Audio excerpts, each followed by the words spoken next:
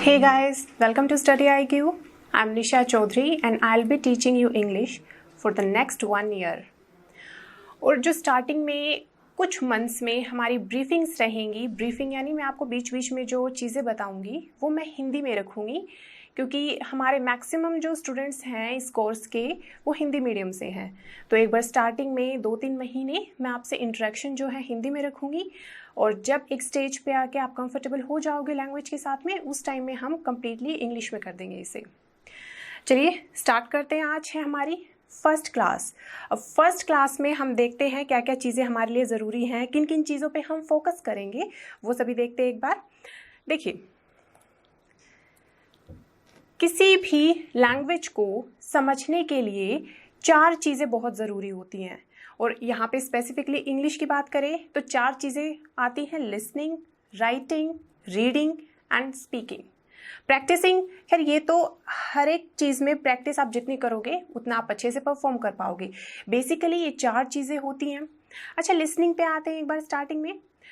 Listening ये आपकी better हो सकती है, जैसे आप कोई भी टीवी शोज़ देख रहे हो तो ट्राई करो कि मैक्सिमम आप इंग्लिश शोज़ देखिए, ब्रिटिश स्पेशली, अमेरिकन नहीं, स्पेसिफिकली ब्रिटिश जो सीरीज़ हैं, जो मूवीज़ हैं, आप वो देखिए, उनसे आपके लिसनिंग स्किल्स अच्छे होंगे। नेक्स्ट है राइटिंग। राइटिंग के लिए आप जितनी प्रैक्टिस करोगे उतना ही आपके लिए अच्छा रहेगा। जैसे, और राइटिंग की प्रैक्टिस आप कैसे कर सकते हो, जैसे कोई भी टॉपिक उठा लिया और उसमें आप ये मान के चलिए कि आपको 2 पैराग्राफ्स लिखने ही हैं, हर हाल में लिखने हैं और इंग्लिश में लिखने हैं, तो आप लिख के देखिए, टाइम सेट करके बैठ जाइए, आप उसको लिखिए। उसके बाद में जैसे ही टाइम कंप्लीट होता है तो एनालाइज करिए कि हमने कहाँ कहाँ एरर्स किए हैं, किस तरह से हम अच्छे से लिख पाए हैं इसे। तो ये आता है हमारा राइटिंग का पार्ट। नेक्स्ट आता है रीडिंग। अब रीडिंग को कैसे आप इम्प्रूव कर सकते हो? देखिए, रीडिंग का वन एंड ओनली सॉल्यूशन है न्यूज़पेपर, और न्यूज़पेपर में भी कौन सा? द हिंदू। उसको आप रीड करिए, उसको समझिए अच्छे से, तो रीडिंग पोर्शन भी आपका अच्छा हो जाएगा।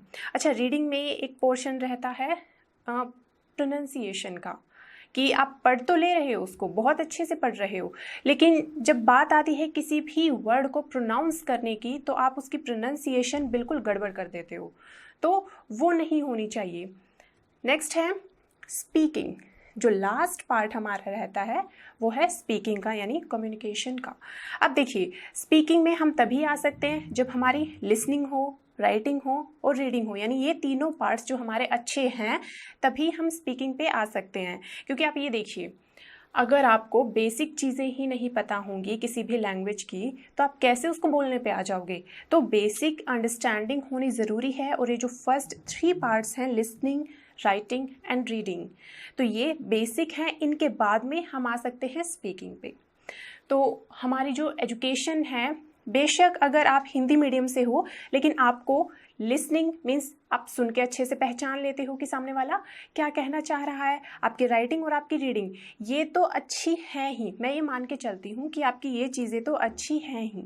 अगर मैं कुछ भी इंग्लिश में आपसे पूछ रही हूँ तो आपको समझ में आ जाएगा, दैट मीन्स आपके लिसनिंग स्किल्स अच्छे हैं। अगर कुछ भी आपको लिखना हो तो आप लिख सकते हो, है ना। आप आइडियाज़ जनरेट करके नहीं लिख सकते, that is a separate thing, लेकिन अगर आपको कुछ भी बोला जाए कि आपको ये लाइन लिखनी है तो आप वो लाइन अच्छे से लिख सकते हो, तो यानी आपका राइटिंग पोर्शन भी बेटर है। नेक्स्ट आते हैं रीडिंग पे। अगर आप किसी बुक को सामने रख के अगर आप पढ़ पा रहे हो, दैट मीन्स आपका रीडिंग पोर्शन भी काफ़ी अच्छा है। तो अभी बात आती है स्पीकिंग की। स्पीकिंग का पूरा हमारा 1 साल का रहेगा ये, इसमें हम डेली स्पीकिंग को कैसे इम्प्रूव करना है, इस पे नए नए कंसेप्ट्स आपको बताएंगे, लेके आएंगे। अब देखिए यहाँ पे स्पीकिंग यानी कम्युनिकेशन। अब देखिए, कम्युनिकेशन के लिए हम एक बार ये जानते हैं कि सबसे ज़रूरी क्या चीज़ें होती हैं। देखिए, आप में से बहुतों ने सुना होगा 6 C's ऑफ कम्युनिकेशन, यानी कम्युनिकेशन के लिए ये जो 6 C's हैं, 6 जो C हैं, इन पे ध्यान देना बहुत ज़रूरी है। और ये कौन कौन से हैं वो देख लेते हैं। सबसे पहला आता है हमारा कंप्लीटनेस, यानी हम जो भी बात कह रहे हैं वो कंप्लीट होनी चाहिए, है ना। अब जैसे आप एज्यूम करिए, आप किसी से बात कर रहे हो और आप कोई भी सेंटेंस बोलते हो, आपने आधा सेंटेंस बोला, आप रुक गए, सामने वाला बोल रहा है इतने में, आपको फिर से बचा हुआ आधा सेंटेंस याद आ गया, आप फिर से बोल रहे हो, सामने वाला भी बोल रहा है, आपके वर्ड्स क्लैश हो रहे हैं। तो ऐसे नहीं होना चाहिए। इस चीज़ से बचने के लिए क्या ज़रूरी है कि आप जब भी बोलो अपने आप में अपना सेंटेंस जो है वो कंप्लीट करके ही रुको, यानी कंप्लीटनेस होनी चाहिए आपके सेंटेंस में। नेक्स्ट है क्लैरिटी। अब क्लैरिटी क्या है, क्लैरिटी देख लेते हैं। यानी कि आप जो बोलना चाह रहे हो, आपका जो मैसेज है जो आप सामने वाले तक पहुंचाना चाह रहे हो वो क्लियर हो एकदम। ऐसा नहीं हो कि आप बोलना तो कुछ और चाह रहे हो, निकल कुछ हो रहा है मुंह से, वो नहीं होना चाहिए। यानी क्लैरिटी होनी चाहिए, यानी अबाउट योर मैसेज, आप क्या कहना चाह रहे हो, पर्पस क्या है आपका इस कम्युनिकेशन का सामने वाले पर्सन से, आपकी ये क्लैरिटी होनी चाहिए। नेक्स्ट सी पे आते हैं, करेक्टनेस। अब करेक्टनेस कहाँ आती है? Correctness means grammar, grammatical correctness.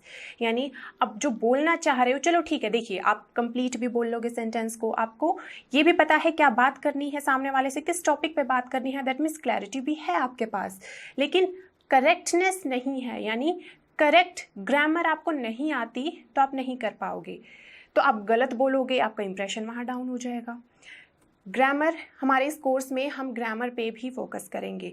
Competitive grammar नहीं होगी ये सिर्फ वो वाली ग्रामर होगी जो स्पोकन इंग्लिश के लिए नेसेसरी है। नेक्स्ट में आते हैं कंसाइजनेस। अच्छा, अब कंसाइजनेस क्या होता है? देखिए, कंसाइज कर देना किसी चीज़ को, यानी कम करके, यानी बहुत सारे वर्ड्स में ना लिख के किसी भी चीज़ को छोटे से, मीन्स कम से कम शब्दों में बोलना, कम से कम शब्दों में अपने थॉट्स सामने रख पाना, उसके लिए हम टर्म यूज़ करते हैं कंसाइजनेस। यानी अब देखिए, आप कुछ भी बात बोल रहे हो, सपोज करिए आप डेट पे गए हो, आप बोल रहे हो सामने वाले बंदी से, और आप बोले ही जा रहे हो, बोले ही जा रहे हो, उन बातों का कोई मीनिंग नहीं है, हालांकि आप 10 बात बोल रहे हो, उसमें से सिर्फ 2 बात काम की हैं, और आप बोले ही जा रहे हो, बोले ही जा रहे हो फिर भी, तो वो बेटर कम्युनिकेशन नहीं है। वहाँ पे क्या हो जाएगा, सामने वाला बोर फील करने लग जाएगा, वो नहीं होना चाहिए। यानी क्या, कंसाइजनेस होनी चाहिए, यानी जितना ज़रूरी है सिर्फ उतना ही बोलिए, एक्स्ट्रा चीज़ों को एलिमिनेट कर दीजिए। ये भी एक चीज़ में से आता है कम्युनिकेशन की। नेक्स्ट हम आते हैं कोहेरेंट। अब कोहेरेंट क्या होता है? कोहेरेंट का मीनिंग होता है लॉजिकल, रेशनल चीज़ें, मीन्स जो आपका मेन टॉपिक है सिर्फ वहीं तक रहिए, इधर उधर की बातें नहीं करिए। जैसे एक इडियम होता है बीटिंग अराउंड द बुश, यानी कोई भी मेन टॉपिक है आपका, उसके बाहर बाहर आप घूमते रहे हो और आप उस टॉपिक पे बात कर ही नहीं रहे, है ना, तो वो नहीं होना चाहिए। जो भी बात है टू द पॉइंट करो, एकदम क्लियर करो, कंसाइज्ड वे में करिए। चलिए नेक्स्ट में आते हैं कंसिडरेशन। अब कंसिडरेशन क्या होता है? यानी कंसिडरेशन मीन्स कंसीडर करना, सोचना, किस बारे में, कि सामने वाला क्या कह रहा है, उसका ओपिनियन क्या है, आपको वो भी सोचना होगा। ये नहीं है कि चलो आपने बोल दिया, बोलते ही जा रहे हो, बोलते ही जा रहे हो, और फिर आप एक पॉइंट पे आके रुक गए, तो वो कम्युनिकेशन नहीं होता। यानी कम्युनिकेशन में और स्पीकिंग में एक डिफरेंस है। स्पीकिंग में सिर्फ आप बोलते हो, कम्युनिकेशन में क्या होता है, आप सामने वाले से इंटरेक्ट करते हो, आप सामने वाले को भी बोलने का मौका देते हो, आप सामने वाले की चीज़ों को भी समझते हो, तो वो चीज़ें आती है हमारी कंसिडरेशन में। अब देखिए, यानी stepping into the shoes of others, सामने वाले का भी ये सोचना कि वो क्या कह रहा है, उसके परसेप्शन से चीज़ें कैसी हैं, उसके बाद में ही आप अपनी अगली लाइन बोलिए। तो ये सारी हमारी आते हैं 6 C's ऑफ कम्युनिकेशन में। तो हमारे इस पूरे कोर्स में हम कम्युनिकेशन पे ही फोकस करेंगे। आगे चलते हैं, तो चलिए अब आगे चलते हैं। अब देखिए, ये जो हमने अभी 6 C's ऑफ कम्युनिकेशन किए हैं, इन सभी को एक पार्ट जो है वो कनेक्ट करता है, स्पोकन वाला पार्ट। ये देखिए, आप राइटिंग करते हो, आप लिसनिंग करते हो, है ना, वहाँ पे आप रीडिंग करते हो, वहाँ पे इन 6 C's की ज़रूरत नहीं होती। इन 6 C's की कहाँ ज़रूरत होती है? सिर्फ स्पोकन वाले पार्ट में ज़रूरत होती है। ये चीज़ जो है, स्पोकन वाला जो पार्ट है, वो इन सभी 6 C's को कनेक्ट करता है। अच्छा, अब आगे आते हैं। अच्छा देखिए, सबसे पहले तो आप ये देखिए कि हम इंग्लिश के नेटिव स्पीकर्स नहीं हैं। नेटिव स्पीकर्स यानी हमें बचपन से वो एनवायरनमेंट नहीं मिला कि जहाँ पे हमारा इंटरेक्शन इंग्लिश लैंग्वेज से हो सके। हमारे बचपन में मैक्सिमम ने क्या है कि या तो रीजनल कोई लैंग्वेज अपने बोली है या फिर क्या है आपने हिंदी बोली है। तो हम नेटिव स्पीकर्स नहीं हैं इंग्लिश के, तो कभी भी अपने माइंड में ये चीज़ मत आने देना कि हमें तो इंग्लिश नहीं आती, तो हीन भावना नहीं आने देना। हम सीख लेंगे, बेटर बनाई जा सकती है। और देखिए, इंग्लिश को जानने के लिए सबसे ज़रूरी स्टेप क्या होता है हमारा? ग्रामर। यानी ग्रामर हमें आनी चाहिए। देखिए, मैं ये नहीं बोल रही कि आपको एडवांस ग्रामर आनी चाहिए जो मैक्सिमम कॉम्पिटिटिव एग्जाम्स में पूछी जाती है, उसकी बात नहीं कर रही। हमें एटलीस्ट बेसिक ग्रामर आनी चाहिए। बेसिक ग्रामर के बिना मीन्स बेसिक अंडरस्टैंडिंग के बिना आप कम्युनिकेट नहीं कर पाओगे इंग्लिश में। तो अब ग्रामर बहुत ज़रूरी होती है स्टार्टिंग में एक बार इंग्लिश सीखने के लिए। और जहाँ से भी जिन भी टीचर से आपने अगर ये पढ़ा है कि ग्रामर ज़रूरी नहीं होती, बस आपको भाव समझना है, और बहुत सारे ऐसे मिल जाएंगे आपको टीचर्स जो कहेंगे कि ग्रामर ज़रूरी नहीं है, आपको बस वैसे आप बोलना स्टार्ट करो आपको आ जाएगी। पॉसिबल ही नहीं है। आपको एटलीस्ट बेसिक ग्रामर की नॉलेज होनी चाहिए, तभी आप इंटरेक्ट कर पाओगे, अदरवाइज नहीं कर पाओगे। तो आगे चलिए अभी देखते हैं। एक बार मैं आपको हमारा डेली का शेड्यूल क्या रहेगा आने वाली क्लासेस में वो बता देती हूँ।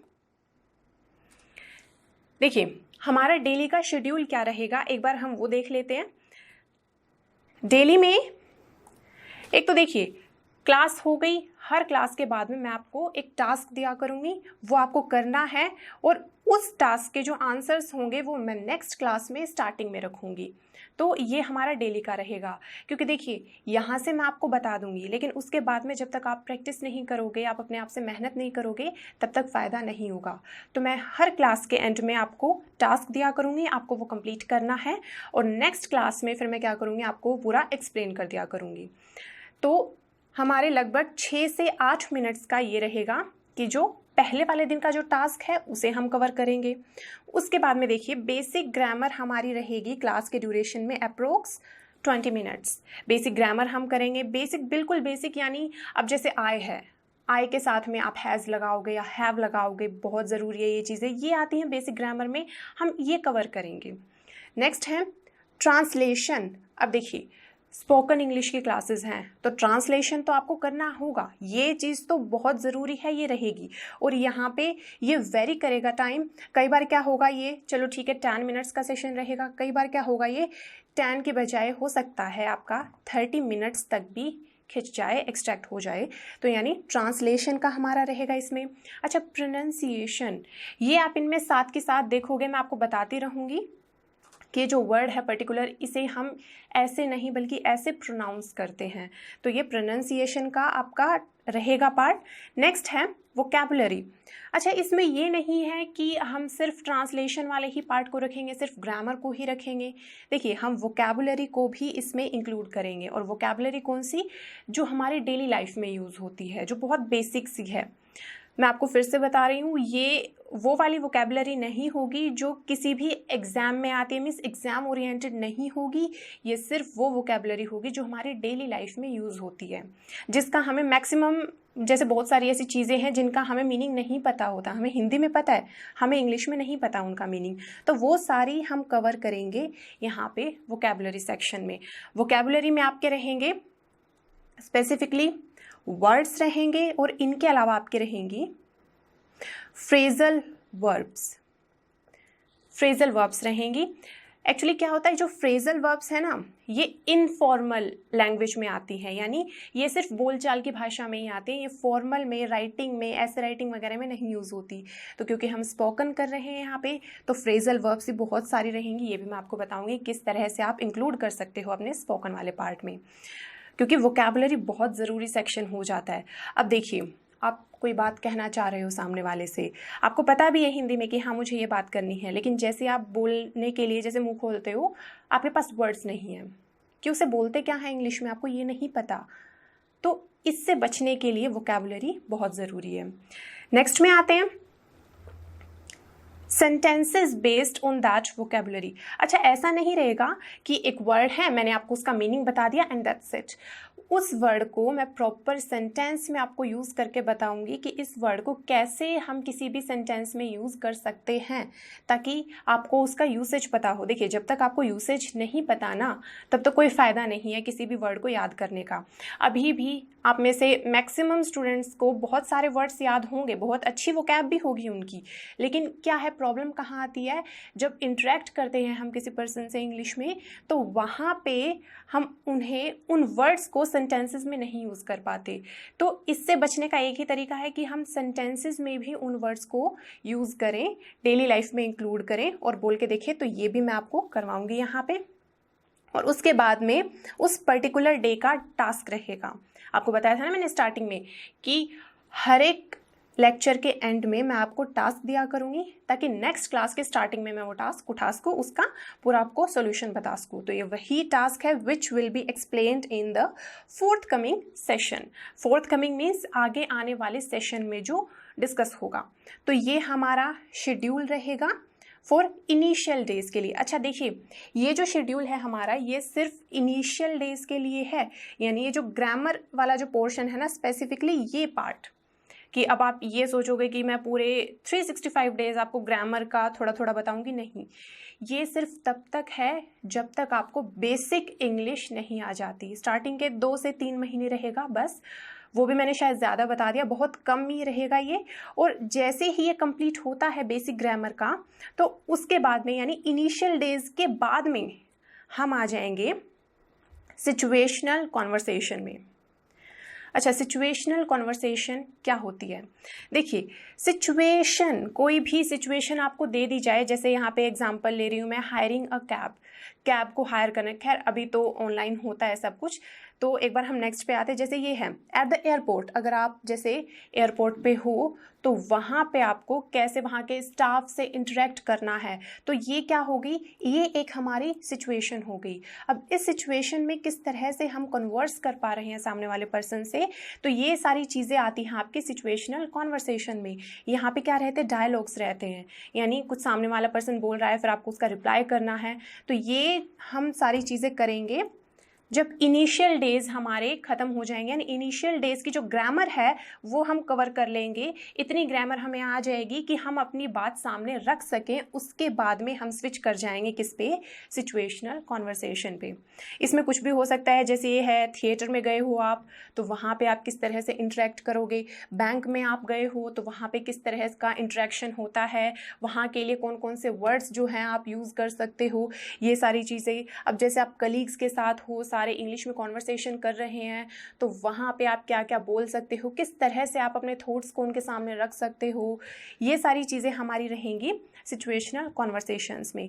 ये सिर्फ एक बार एग्जाम्पल मैंने आपको दिए हैं कि इस टाइप के रहेंगे। इस टाइप के बहुत सारे मैं आपको करवाऊंगी सिचुएशनल कॉन्वर्सेशंस। लेकिन उससे पहले क्या ज़रूरी है, जो मैंने अभी आपको शेड्यूल बताया, एक बार ये कि एक बार के लिए आपकी जो वोकैबुलरी है वो थोड़ी सी बिल्डअप हो जाए, थोड़ी सी अच्छी हो जाए। उसके बाद में वोकैबुलरी के बाद में आपकी जो ग्रामर है ये थोड़ी सी अच्छी हो जाए, फिर हम इस पे स्विच कर जाएंगे।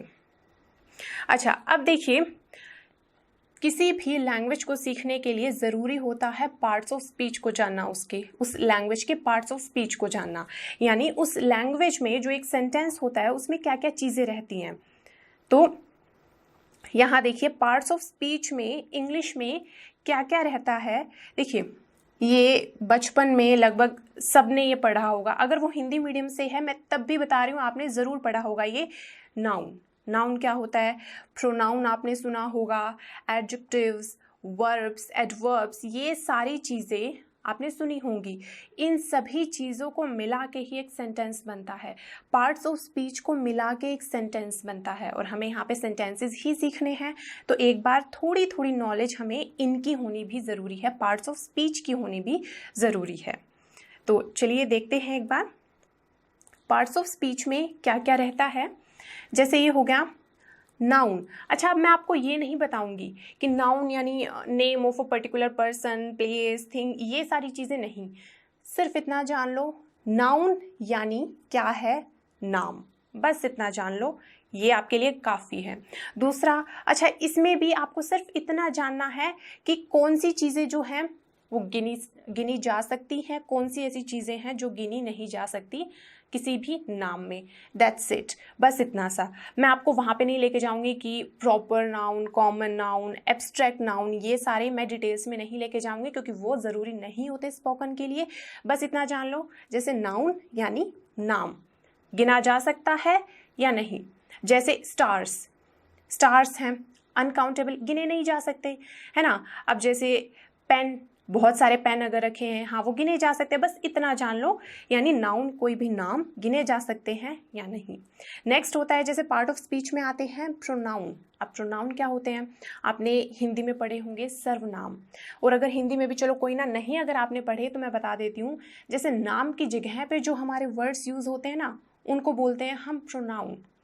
जैसे यह, वह, वहाँ, तो ये, वे सब, तो ये सारे किस में आते हैं, हमारे प्रोनाउन में। बस इतना जान लो, काफ़ी है। इसको हम देखेंगे आने वाली क्लासेस में कि हम इंग्लिश में कैसे कन्वर्ट कर सकते हैं, ट्रांसलेट कर सकते हैं। नेक्स्ट है एडवर्ब। अच्छा, एडवर्ब भी पार्ट्स ऑफ स्पीच में आती है। आप में से सबने ये सुना होगा कि एडवर्ब, हाँ ऐसा ऐसा कुछ तो होता है, लेकिन आपको उसके रूल्स भी हो सकता है पता हो। अगर कोई कॉम्पिटिटिव एग्जाम की प्रिपरेशन कर रहा है अभी स्टूडेंट साइड बाय साइड, तो उसको ये भी पता होगा कि इसके रूल्स क्या होते हैं एडवर्ब के, लेकिन उसको ये नहीं पता होगा कि एडवर्ब का काम क्या रहता है, ये क्यों हम यूज़ करते हैं, वो आपको नहीं पता होगा। तो देखते हैं एक बार कि एडवर्ब का क्या काम होता है, फंक्शन क्या होता है इसका। बस इतना सा देखिए, ये क्या बताती है हमें कि कोई भी काम जो है वो किस तरह से हो रहा है। देखिए जैसे वर्ब है, तो देखिए कॉन्वर्सेशन में क्या होता है, सेंटेंसेस ही रहते हैं, है ना। हम सेंटेंसेस बोलते हैं, सामने वाला फिर हमें रिप्लाई देता है, उसमें वो सेंटेंसेस यूज़ करता है। तो सेंटेंसेस को एक बार देख लेते हैं कि सेंटेंस होता क्या है।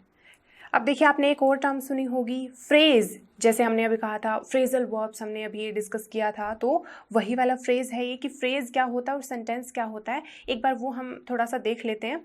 देखिए, जो फ्रेज है वो क्या होता है, group of words that does not give us a complete sense, कि एक ऐसा ग्रुप वर्ड्स का कि वर्ड्स तो बहुत सारे हैं उसमें, लेकिन उनकी एक कंप्लीट सेंस नहीं आ रही है, कंप्लीट मीनिंग उनका नहीं निकल के आ रहा है, तो उनको हम क्या बोलते हैं, फ्रेज। जैसे ये है इन द कॉर्नर। अब देखिए, ग्रुप ऑफ वर्ड्स तो है कि बहुत सारे वर्ड्स एक साथ तो यूज़ हो रहे हैं, लेकिन इनका मीनिंग नहीं आ रहा है अभी निकल के, कि हमें पता नहीं है कि ये क्यों यूज़ किए गए हैं, किस कॉन्टेक्स्ट में इसको यूज़ किया गया, वो हमें नहीं पता है। जैसे ऑफ द माउंटेन्स, अब ये भी अधूरा सा लग रहा है, कंप्लीट नहीं है अपने आप में। ऑन अ वॉल, ये भी अधूरा सा लग रहा है। तो जितने जो हमारे ग्रुप ऑफ वर्ड्स होते हैं, जो ठीक है लंबे कितने ही हो सकते, कितने ही लेंदी हो सकते हैं, लेकिन अगर वो उनका अच्छे से मीनिंग नहीं आ रहा है, कोई ऐसी बात जो आप अच्छे से समझ नहीं पा रहे हो, जैसे ऑफ द माउंटेन से आप कुछ भी नहीं समझ में आ रहा है कि क्यों ये यूज़ हो रहा है, तो उसे हम क्या बोलते हैं, फ्रेज। सेंटेंस क्या होता है, a group of words that makes complete sense, जिसका कंप्लीट सेंस निकल के आता हो कि सामने वाला बंदा कहना क्या चाह रहा है, तो वो क्या हो जाएगा हमारा सेंटेंस। अब देखिए, जैसे ये है there lies a chair in the corner. अब यहाँ था इन द कॉर्नर फ्रेज में, लेकिन अब यहाँ पे क्या है, सेंटेंस में क्या है, there lies a chair in the corner. अब यहाँ पे हमें पता चल गया कि इन द कॉर्नर क्यों यूज़ हुआ है, क्योंकि ये बताया गया है देयर लाइज अ चेयर, कि वहाँ पे एक चेयर पड़ी है कॉर्नर में, ये बताया गया है। तो अब यहाँ पे कंप्लीट सेंस आ रही है हमें, तो ये क्या हो गया, हमारा सेंटेंस हो गया। नेक्स्ट है जैसे the tips of the mountains were covered with snow, यानी जो माउंटेन्स जो हैं, जो पर्वत हैं बहुत सारे, उनकी जो टिप्स हैं, उनकी जो ऊपर जो चोटियाँ रहती हैं थोड़ी सी, कि वो क्या है, वो कवर्ड है पूरी तरह से, वो किससे, स्नो से, यानी बर्फ से वो कवर हो रखी हैं। तो अब यहाँ पे ये हमें समझ में आ रहा है कि यहाँ ऑफ द माउंटेन्स का मतलब क्या है, लेकिन अगर सिंपल ये लिख दिया जाए ऑफ द माउंटेन्स, तो हमें नहीं पता चलेगा, वो क्या हो जाएगा, फ्रेज। और ये क्योंकि कंप्लीट हमारा मीनिंग आ रहा है यहाँ पे, तो ये कंप्लीट क्या हो गया, हमारा एक सेंटेंस हो गया। नेक्स्ट है जैसे ये आपने बचपन में पोएम सुनी होगी, Humpty Dumpty sat on a wall. तो अब देखिए, ये जैसे एक लाइन आप मान के चल सकते हैं, Humpty Dumpty sat on a wall. अब हमें पता है कि कोई 2 पर्सन है, हम्टी और दूसरे का नाम है डम्टी, और वो कहाँ है, वो एक वॉल पे बैठे हुए हैं, वो एक दीवार पे बैठे हुए हैं। तो हमें अब पता चल रहा है कि ऑन अ वॉल, अब ये क्यों यूज़ हुआ है यहाँ पे। लेकिन सिंपल अगर मैं आपको बोल दूँ ऑन अ वॉल, आपको नहीं पता चलेगा, है ना। तो वो ग्रुप ऑफ वर्ड्स जिसका कंप्लीट सेंस आ रहा है, सिर्फ वही एक सेंटेंस होता है। अदरवाइज बाकी सारी ये छोटी मोटी चीज़ें क्या हो जाएंगी, हमारे फ्रेज में आ जाएंगी। अच्छा, अब देखिए, हमें ये पता चल गया कि सेंटेंस क्या होता है। अब सेंटेंस में भी बहुत सारे अलग अलग पार्ट्स रहते हैं। तो जैसे आप लगा रहे हो, प्रपोजिशन हो गया, कंजंक्शन हो गया, नाउन प्रोनाउन हो गए, आर्टिकल्स हो गए, तो ये सारे किस में आते हैं, इन सबको हम बोलते हैं पार्ट्स ऑफ स्पीच, है ना। यानी जो हम बोलते हैं उनके अलग अलग पार्ट्स ऑफ स्पीच। तो अब वो देख लेते हैं कि पार्ट्स ऑफ स्पीच में क्या क्या रहते हैं। अब देखिए, पार्ट्स ऑफ स्पीच में आ जाएंगे आपके नाउन। देखिए, कोई भी बात कहने के लिए आपको सेंटेंस बोलना पड़ेगा, है ना। और सेंटेंस में क्या रहता है, सेंटेंस इन्हीं पार्ट्स ऑफ स्पीच का ही मिलके बना होता है। तो आपको सेंटेंस अगर सीखना है तो आपको ये भी जानना पड़ेगा कि जो ये है सेंटेंस में किसी में भी, जैसे कंजंक्शन क्या होती है, प्रपोजिशन क्या होती हैं, तो आपको थोड़ा थोड़ा आइडिया इनका भी होना चाहिए। जैसे वर्ब क्या होती है, एडवर्ब क्या होती है ना, नाउन प्रोनाउन क्या होते हैं। बचपन में आपने एक बार सबने ज़रूर पढ़े होंगे, बेशक वो हिंदी मीडियम से ही क्यों ना हो, लेकिन फिर भी उन्होंने ये सारे एक बार तो पढ़े होंगे। तो हमें क्या करना है, एक बार उन्हें थोड़ा सा उसी नॉलेज को जो हमारे पास पहले से है उसी को थोड़ा सा हमें ब्रश अप करना है, मीन्स उसे थोड़ा सा निखारना है, और स्पोकन के पॉइंट ऑफ व्यू से हमें दोबारा से जानना है उनको। अब जैसे एडजेक्टिव्स हैं, ये आपने पढ़े होंगे, किसी बंदे की क्वालिटी बतानी है, किसी चीज़ की आपको क्वालिटी शो करनी है, तो वहाँ पे हम एडजेक्टिव लगाते हैं, एडजेक्टिव से हम वो क्वालिटी बताते हैं। जैसे ब्यूटीफुल क्या है, एडजेक्टिव है। तो ये छोटी छोटी चीज़ें आपको एक बार पता होनी चाहिए ताकि आप अपना कोई भी सेंटेंस फ्रेम कर सको। अब देखते हैं इनको एक बार थोड़ा सा हम डिटेल में कर लेते हैं। अब देखिए, पार्ट्स ऑफ स्पीच में क्या क्या रहता है आपका। जैसे सबसे पहला तो रहता है नाउन। अच्छा, नाउन में मैं आपको इतना डिटेल में नहीं लेके जाऊंगी, जैसे proper noun, common noun, abstract noun, ये आपको आना चाहिए नहीं। सिर्फ आपको इतना पता होना चाहिए स्पोकन के पॉइंट ऑफ व्यू से कि नाउन यानी कोई भी नाम। किसी का भी अगर आप नाम ले रहे हो, किसी चाहे कोई पर्सन है, आपका दोस्त है, कोई चीज़ पड़ी हुई है, अगर उसका आप नाम ले रहे हो तो वो किस में आ जाएगा, नाउन में आ जाएगा। बस इतना सा याद रख लो, नाउन यानी नाम, किसी का भी नाम। और इसमें इतना और ध्यान रख लेना कि वो जो नाम है, जो आप नाम ले रहे हो, वो गिना जा सकता है या नहीं, बस इतना। अब जैसे मैं बोल देती हूँ हवा, नाउन है, नाम है हवा, है ना, लेकिन वो गिनी नहीं जा सकती। अब मैं बोल देती हूँ किताबें, नाम है लेकिन वो गिनी जा सकते हैं। बस इनका ध्यान रखना। और ये भी क्यों, आप आगे आने वाले सेशंस में देखोगे कि जैसे हम सेंटेंस फ्रेम करते हैं तो हमें पता होना चाहिए कि इसके साथ में सिंगुलर वर्ब आएगी या प्लूरल वर्ब आएगी, बस इतना। तो अभी के लिए सिर्फ इतना जान लो, नाउन यानी क्या हो गया, नाम, बस। नेक्स्ट आता है प्रोनाउन। अब प्रोनाउन क्या होता है, आपने हिंदी व्याकरण में पढ़ा होगा सर्वनाम। अगर नहीं भी पढ़ा है तो भूल गए होगे तो भी कोई दिक्कत नहीं है। आप देखिए प्रोनाउन क्या होता है। जैसे एक तो मैं बोल रही हूँ, जैसे नेहा खाना खा रही है, नेहा टीवी देख रही है, नेहा पढ़ रही है, नेहा नेहा नेहा हर बार मैं ये बोल रही हूँ।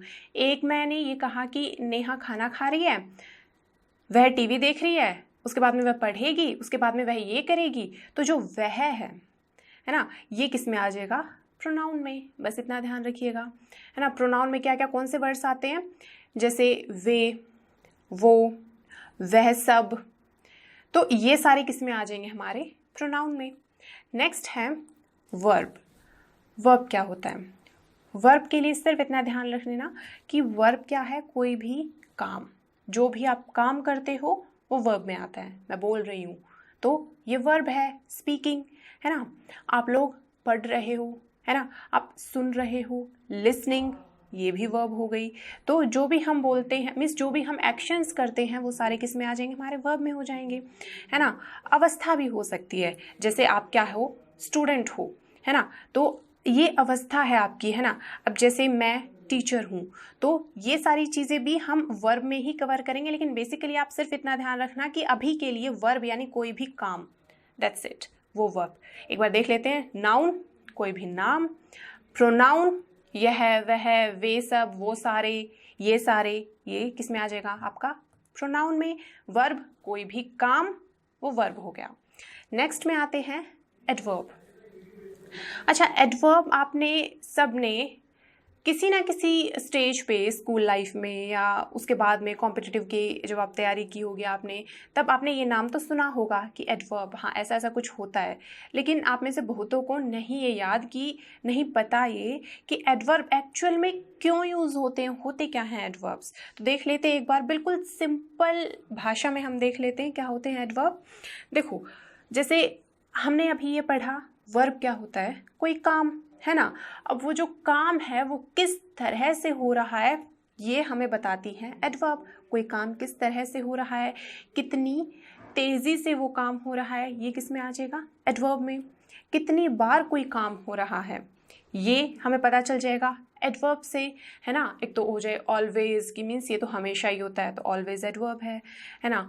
एक ये हो जाए ओकेजनली, यानी कभी कभार होता है, तो ओकेजनली भी एडवर्ब में आ जाएगा। यानी कोई भी काम किस तरह से हो रहा है, कितनी बार हो रहा है, किस हद तक हो रहा है, ये सारी चीज़ें हमारी किस में आती हैं एडवर्ब में। बस इतना याद रख लेना। उसके बाद में आते हैं हम एडजेक्टिव्स पर। एडजेक्टिव्स क्या होते हैं, जैसे जो नाम यानी जो नाउन और जो सर्वनाम यानी जो प्रोनाउन, इनके बारे में जो हमें एडिशनल इन्फॉर्मेशन दे, अतिरिक्त जानकारी दे, वो वर्ड्स क्या हो जाएंगे हमारे एडजेक्टिव्स।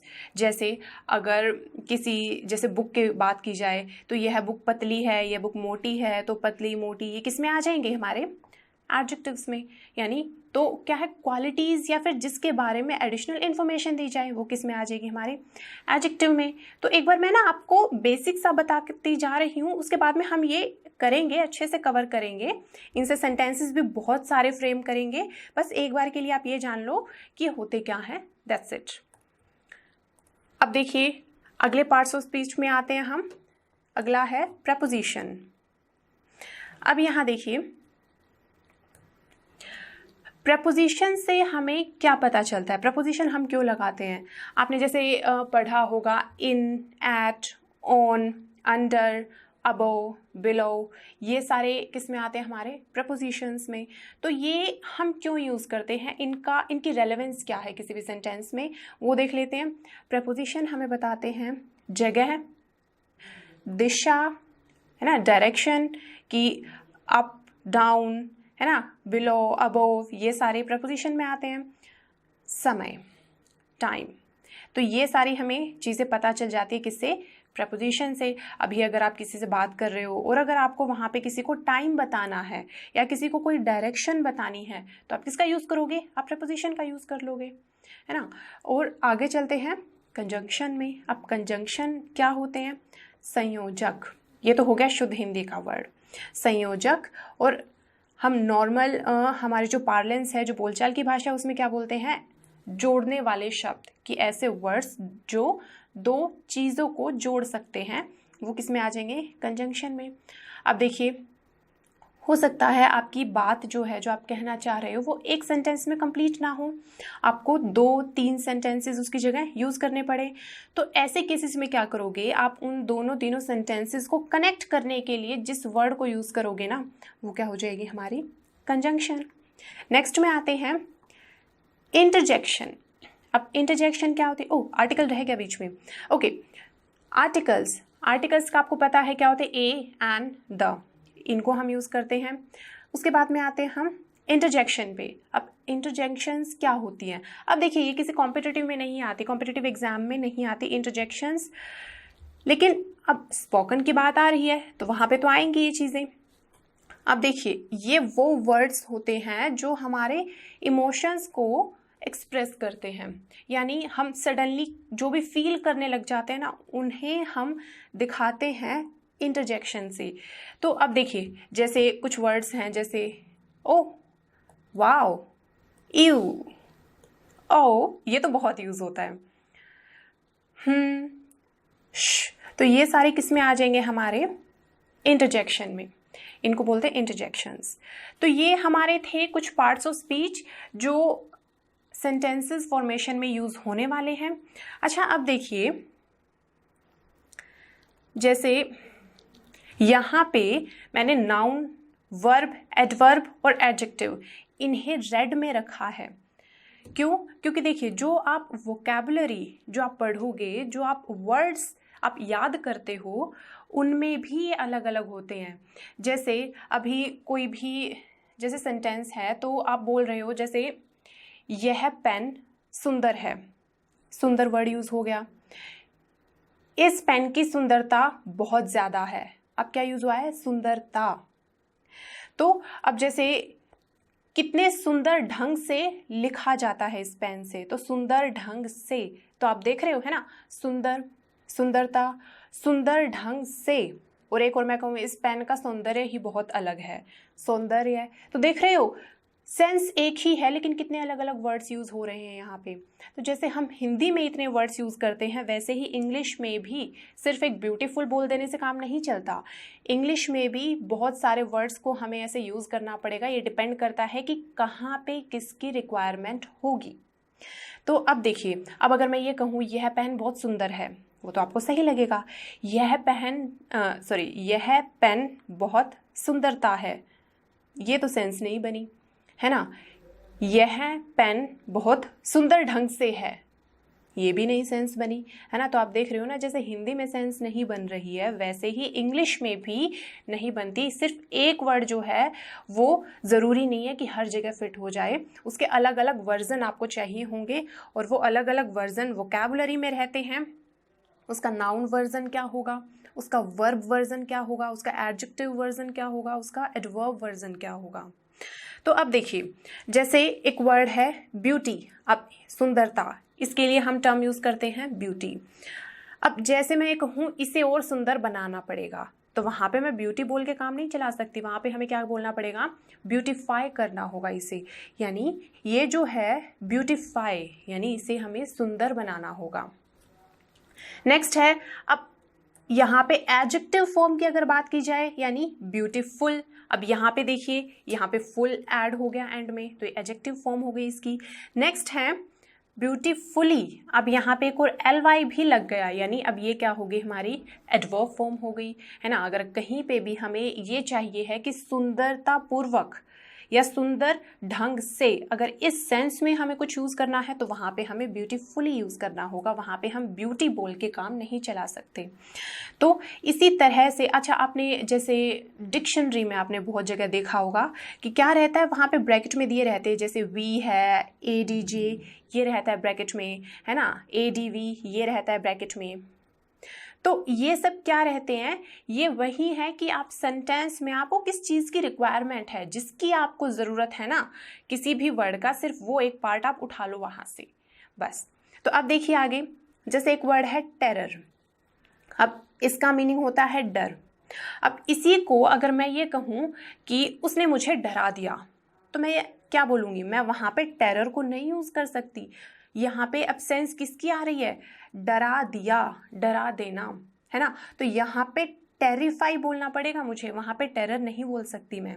इसी तरह से कि वह जो दृश्य है वो बहुत डरावना था, तो वहाँ पे मैं टेरर नहीं बोल सकती, टेरर सीनरी नहीं, वो नहीं बोल सकती मैं। तो वहाँ पे टेरिबल, वहाँ पे मुझे बोलना पड़ेगा टेरिबल सीन, टेरर सीन या टेरिफाई सीन, ये नहीं बोल पाऊंगी वहाँ पे मैं। इसी तरह से अगर हमें एडवर्ब फॉर्म की ज़रूरत होगी, यानी डरावने तरीके से, अगर इसके सेंस में हमें ज़रूरत होगी, तो क्या बोलना पड़ेगा? टेरिबली। अब देखिए, वर्ड तो एक ही है, उसी की अलग अलग फॉर्म्स यूज़ हो रही हैं रिक्वायरमेंट के अकॉर्डिंग। तो आई होप जो मैं आपको बताना चाह रही हूँ आप समझ पा रहे हो कि वोकैबुलरी जानने के लिए भी हमें एटलीस्ट ये पता होना चाहिए कि हमें नाउन की ज़रूरत है, वर्ब की ज़रूरत है, एडजेक्टिव की ज़रूरत है या एडवर्ब की ज़रूरत है, ये हमें पता होना चाहिए। और सारे जो फॉर्म्स होती हैं ना, ये चारों फॉर्म्स ये अलग अलग होती हैं, कोई भी आपको ऐसा वर्ड नहीं मिलेगा जहाँ पे इन चारों की जगह पे सिर्फ एक ही वर्ड हो। हर बार थोड़े थोड़े चेंजेस आते जाएंगे। हम इस पे भी ना बहुत सारी क्लासेस करेंगे आगे चल के कि हमें क्या रिक्वायरमेंट है, हमें एडजेक्टिव की रिक्वायरमेंट है तो किसी भी वर्ड को हम एडजेक्टिव कैसे बना सकते हैं, सफिक्स प्रीफिक्स लगा के हम कैसे बना सकते हैं, ये बहुत डिटेल में मैं आपको करवाऊंगी। तो अब देखिए, जैसे ये है कंटिन्यूटी, कंटिन्यू, कंटिन्यूअस, कंटिन्यूअसली, इनका रूट तो एक ही है ना, कि जारी रखना यानी कंटिन्यू, लेकिन रिक्वायरमेंट के अकॉर्डिंग ये इनकी फॉर्म जो है थोड़ी थोड़ी चेंज हो रही है। तो ये सारी चीज़ें भी हम करेंगे, बहुत अच्छे से करेंगे इसमें कोर्स में। चलिए आगे चलते हैं। अच्छा देखिए, इस तरह के मैं कार्ड्स रखा करूँगी। जैसे ये हो गया हमारा फ्रेजल वर्ब का। अब जैसे यहाँ पे क्या है, वोकैबुलरी कार्ड में क्या है, लुक। अब लुक के साथ में हम अलग अलग जो प्रपोजिशंस यूज़ करेंगे तो वहाँ पे इनके जैसे जैसे मीनिंग चेंज होंगे तो वो मैं आपको अभी बता दूंगी। यहाँ पे देखिए क्या होता है, फ्रेजल वर्ब में क्या रहता है कि कोई भी एक वर्ब होती है, जैसे लुक, ये वर्ब है। अब लुक के साथ में हम जितने अलग अलग प्रपोजिशंस लगाएंगे ना, ऑन, एट और बैक, आफ्टर, राउंड, तो हर बार क्या होगा, उसका मीनिंग थोड़ा थोड़ा चेंज हो जाएगा। तो इन्हीं को बोला जाता है फ्रेजल वर्ब्स। और ये इनफॉर्मल लैंग्वेज में यूज़ होती है, ये स्पोकन में ज़्यादा यूज़ होती हैं। ये आप फॉर्मल लेटर राइटिंग, फॉर्मल ऐसे राइटिंग में आप इनको नहीं यूज़ कर सकते, ये इनफॉर्मल में यूज़ होती हैं। तो एक बार देख लेते हैं कि हम लुक से क्या क्या यूज़ कर सकते हैं। देखिए, लुक के साथ में अगर मैं आउट को लगा देती हूँ, लुक आउट, अब इसका मीनिंग क्या हो जाएगा, टू वार्न। अच्छा, ये एस बी जो होता है ना, ये होता है समबडी या समवन, यानी किसी को, यानी to warn somebody for danger, किसी को वार्निंग देना कि देखो हाँ वहाँ पे थोड़ा सा खतरा है। वो हम किससे बता सकते हैं, लुक आउट से। जैसे look out, he has got a gun, कि देखो ध्यान से उसके पास गन है एक, तो वहाँ पे मैं क्या कहूँगी, लुक आउट, यानी किसी को वार्निंग देना, किसी डेंजर से बचने के लिए वहाँ पे लुक आउट यूज़ होता है। फिर देखिए, अगर लुक के साथ में मैं फॉर को यूज़ कर देती हूँ, लुक फॉर। अब लुक फॉर का मीनिंग हो जाएगा ढूंढना, टू सर्च, किसी चीज़ को ढूंढना। जैसे you must look for hotels elsewhere, कि तुम्हें होटल्स को कहीं और ढूंढना चाहिए, यहाँ पे तुम्हें नहीं मिलेंगे। अच्छा देखिए, इसकी प्रोनाउंसिएशन आप देखिए, होटल नहीं होती, होटल, होटल ये होती है।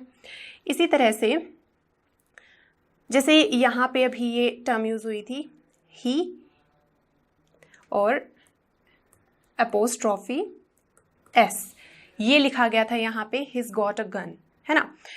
ये जो है ये कॉन्ट्रैक्टेड फॉर्म है, इसको हम क्या बोलते हैं, ही हैज़, ही हैज़। अगर इसे हम कॉन्ट्रैक्टेड फॉर्म में ना रख के इसे कंप्लीटली अगर हम सेपरेटली अगर इन वर्ड्स को लिखेंगे ना, तो इसका मीनिंग क्या हो जाएगा, he has got a gun.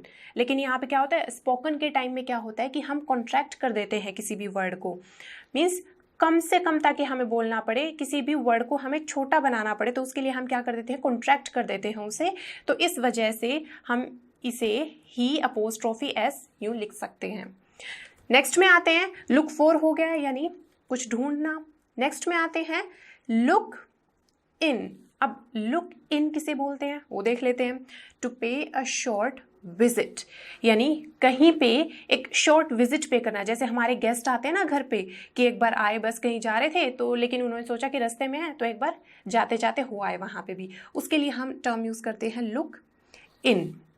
Next में आते हैं, अब देखिए इसका एग्जाम्पल देखते हैं, you will look in and say hello when you have time, कि जब भी तुम्हारे पास टाइम हो तो तुम आओगे हमारे यहाँ और एटलीस्ट हेलो तो कह के जाओगे। मीन्स जाते जाते अगर कहीं भी अगर तुम्हारा ये हो कि कहीं जाना हो तुम्हें, और अगर हम रास्ते में पड़ रहे हो ना, हमारा घर रास्ते में हो, तो तुम ज़रूर आओगे वहाँ पे। तो अब देखिए यहाँ पे फिर से ये यूज़ हुआ है यू अपोस्ट्रोफी डबल एल। अब ये क्या होता है, अब जैसे यहाँ पे ही अपोस्ट्रोफी एस, ये कॉन्ट्रैक्टेड फॉर्म थी, ये भी कॉन्ट्रैक्टेड फॉर्म है, और ये किसकी कॉन्ट्रैक्टेड फॉर्म है, you plus will, you will. लेकिन क्या होता है कि हम यू विल बोलने की बजाय हम क्या बोल देते हैं, यूल, यूल ये बोल देते हैं। तो क्या हो गया, you'll look in and say hello when you have time. जब भी तुम्हारे पास टाइम होगा तुम लुक इन करोगे, यानी तुम शॉर्ट विजिट पे करोगे, यानी तुम थोड़ी देर के लिए सही आओगे ज़रूर। नेक्स्ट है लुक फॉरवर्ड टू। अब लुक फॉरवर्ड टू का मीनिंग क्या होता है, ये तो बहुत बार आपने सुना होगा आई एम श्योर, यानी something that is going to happen, कि अभी जो चीज़ होने वाली है उसके लिए हम टर्म यूज़ करते हैं लुक फॉरवर्ड टू। एग्जाम्पल एक बार इसका देख लेते हैं। He had worked hard and was looking forward to his retirement। यानी कि उसने बहुत मेहनत की और अभी क्या है, उसने बहुत मेहनत की थी and was looking forward to his retirement, और वो ये देख रहा था कि उसकी रिटायरमेंट अभी होने वाली है, वो ये आशा कर रहा था, है ना। लुक फॉरवर्ड टू यानी जो होने वाला है कि उसकी आशा करना कि हाँ अब ऐसे हो जाएगा। जैसे अगर मैं ये कहती हूँ I am looking forward to meeting you, यानी मैं ये आशा करती हूँ, मैं एक्सपेक्ट करके चल रही हूँ कि मैं आपसे मीट यानी मिल पाऊंगी, है ना, मेरी आपसे मीटिंग हो पाएगी, ये मैं एक्सपेक्ट करके चल रही हूँ। तो वहाँ पे मैं क्या टर्म यूज़ करूँगी, लुक फॉरवर्ड टू। नेक्स्ट में आते हैं look on, to watch something happen without taking part in it. अच्छा अब देखिए यहाँ पे STH यानी समथिंग, SB मीन्स होता है somebody, शॉर्ट फॉर्म में हम लिख देते कई बार somebody या someone, और STH मीन्स समथिंग।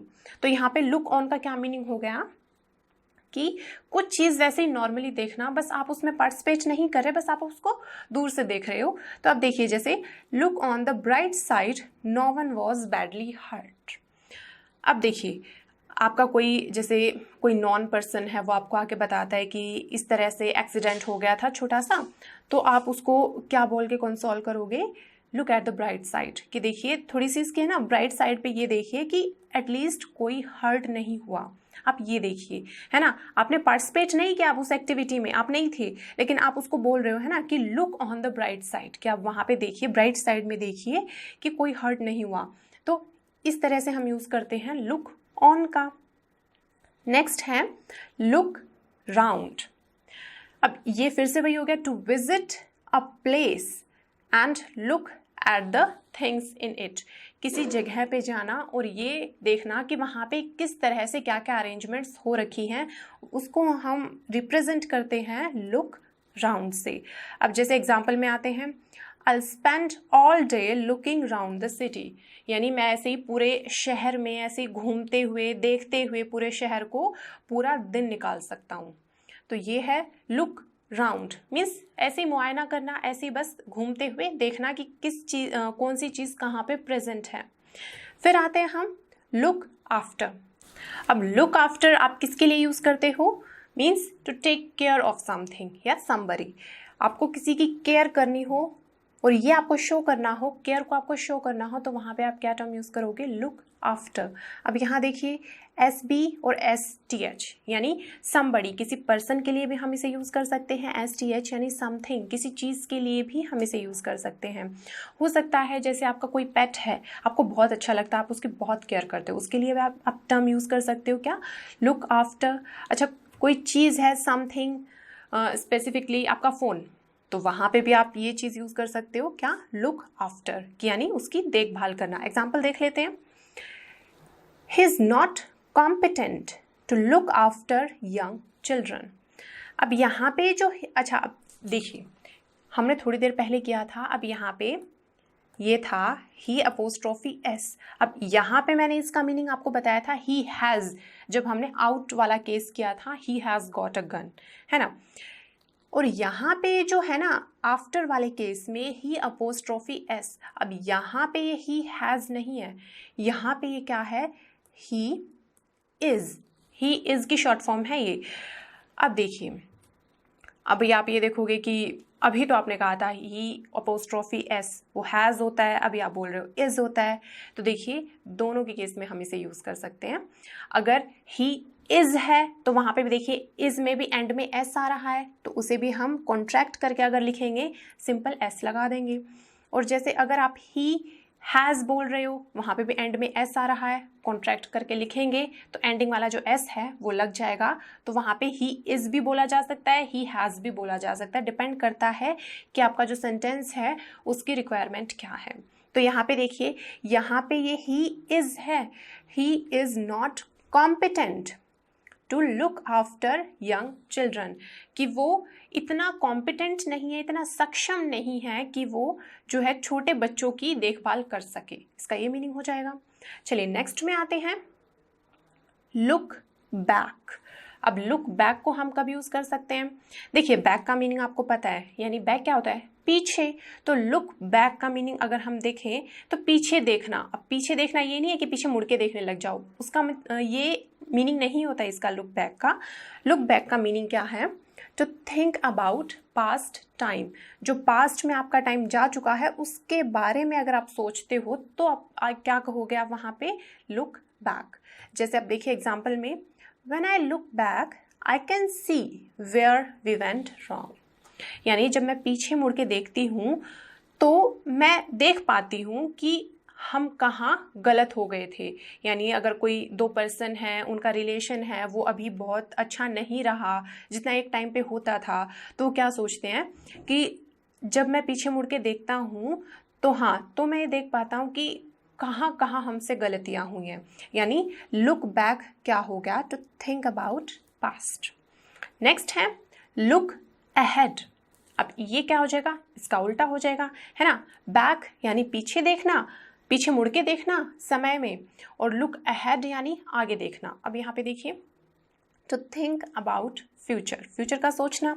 एग्जाम्पल में आते हैं, the past is past, let us look ahead, यानी जो पास्ट था वो तो पीछे रह गया, अभी आगे देखते हैं, अभी फ्यूचर के बारे में सोचते हैं। तो हमारी आज की लास्ट फ्रेजल वर्ब है लुक थ्रू। अब लुक थ्रू क्या होता है?